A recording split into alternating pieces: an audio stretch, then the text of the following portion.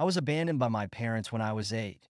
Now, they're begging me come back home, but I'm done. I'm 20 now. I never thought I'd be telling this story, but finally I'm ready to share how my parents sent me away when I was just 8 years old.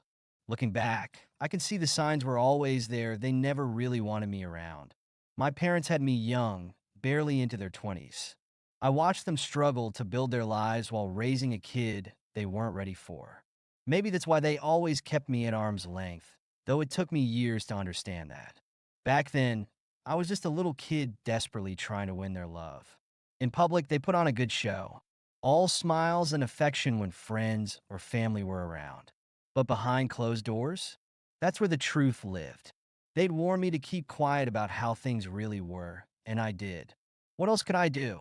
I was terrified of making them hate me more than they already seemed to. The constant emotional neglect took its toll. My grades started slipping, and I acted out at school a lot. Looking back, I was probably just trying to get their attention, even if it was negative. When teachers started complaining about my behavior, my parents tried everything to fix me: groundings, punishments, lectures. But I just doubled down on the bad behavior.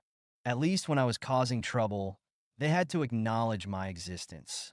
Everything changed around my 8th birthday when mom got pregnant.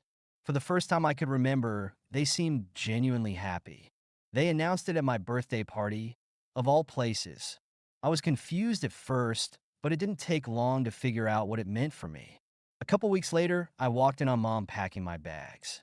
My stomach dropped as I watched her methodically folding my clothes. What? What are you doing? My voice came out barely above a whisper. She didn't even look up. Your father needs to talk to you. I found him in the living room, face set in that stern expression I'd grown to dread.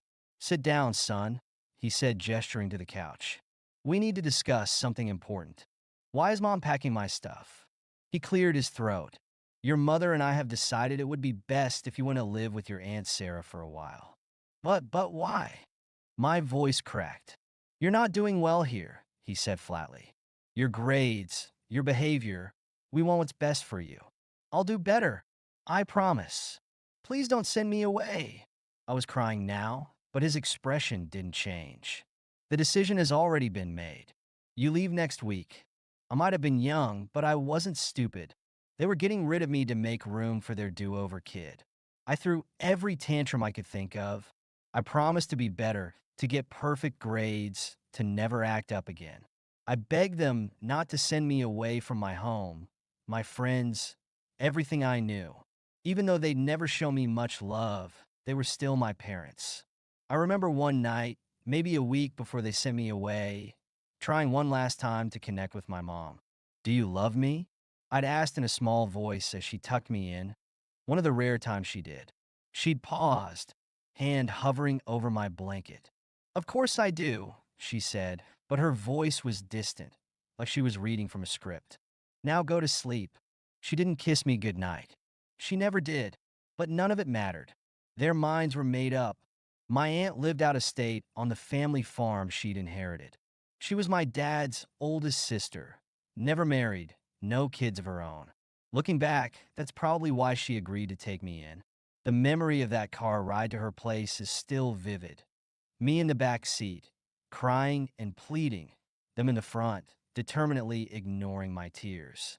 They stayed a few days to help me settle in, but even then, I was inconsolable. My aunt was the only bright spot.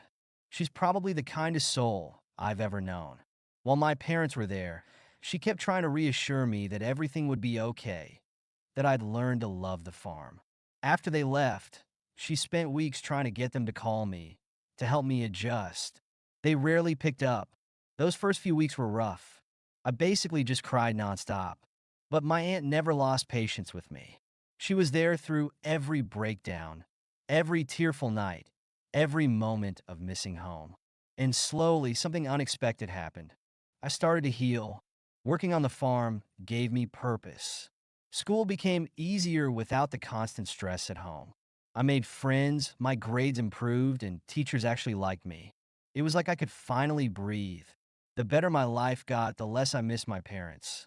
Even holiday visits became merely obligatory. I eventually told my aunt the truth about how my parents had treated me, how they never really wanted me. After that, her attitude toward them changed completely. She became cold, distant. We still saw them at family events, but those interactions were purely surface level. Fast forward 12 years. I'm in college now, studying business so I can take over the farm someday. It's close enough that I can come home on weekends. My sister, the replacement child, is 12 now. From what I hear through family, she's turned out to be quite the handful, with a bad attitude, trouble at school, the works. Karma's funny that way. Last weekend, my aunt called up to me while I was helping fix the tractor. "Someone's on the phone for you," she said, her expression troubled. "Who is it?" She hesitated. "Your parents." My hands froze on the wrench. After 12 years of radio silence, they wanted to talk. "Hello?" I said cautiously into the phone. "Son?" My father's voice sounded older, but still carried that same authoritative tone. "It's been a long time." "Yeah, that tends to happen when you send your kid away and never call." "Now, don't be like that." My mother chimed in. I hadn't realized I was on speakerphone. "We've been thinking maybe it's time for you to come home." Their reason? They wanted another shot at parenting. They wanted me to come back after college to prove they could raise good kids. The truth came out pretty quick. My sister was making them look bad, and they wanted to parade me around as evidence they weren't terrible parents. Never mind that they had nothing to do with how I turned out. Never mind that they'd abandoned me the moment something better came along. They actually expected me to help them save face. I shut that down immediately. I told them I wouldn't help them prove anything because they hadn't raised me. My aunt had. They tried arguing that they'd supported us by sending monthly checks, which barely covered anything, but I wasn't having it. When they started calling my sister a failure, I lost it completely. "You're not my parents anymore," I said, my voice steady despite the anger burning in my chest. "My aunt, she's my real family now. She's the one who was there when I cried myself to sleep for weeks after you left.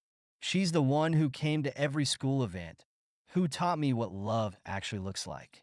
"Where were you?" "We sent money," my mother protested. "We supported you." "Money." I laughed bitterly. "You think throwing a few dollars our way makes you parents? You don't get to abandon your kid for 12 years and then claim them when it's convenient." "You ungrateful little dash," my father started. "I'm done." I cut him off. "Don't call here again." They could figure out their own PR problem. Since then, they've been blowing up my phone with guilt trips and manipulation attempts, but I'm done. My aunt backs me completely, telling me to ignore them. She knows the truth. Through family, we found out what triggered all this. At my sister's recent birthday party, she got caught smoking. When they tried to take the cigarette, she threw such a fit that my mom ended up in tears. Their family and friends finally called them out on their terrible parenting, pointing out how they'd spoiled her rotten and never set boundaries. Apparently, they've given her whatever she wanted since day one, including an insane amount of pocket money with zero supervision. The same parents who couldn't be bothered to show me basic affection have let their precious second chance run wild. Now that it's blown up in their faces, they want to use me as proof they're not complete failures at parenting. The irony is everyone knows my aunt raised me. People in the family have even told my parents they were wrong to send me away when I was struggling. But my parents just brushed it off, claiming I was happier with my aunt. They've never been able to think about anyone but themselves. What kills me is how easily they dismiss my sister as a failure while trying to claim credit for my success. She's 12. She needs guidance and counseling, not parents who'll throw her under the bus to save face. They sacrificed their relationship with me, supposedly for her sake, but they've managed to fail us both in completely opposite ways. I could hate my sister. She got everything I never did: their love, attention, time, money. But honestly, I just feel sorry for her. All that superficial stuff means nothing without real parenting. Our parents somehow managed to screw up both their kids in totally different ways.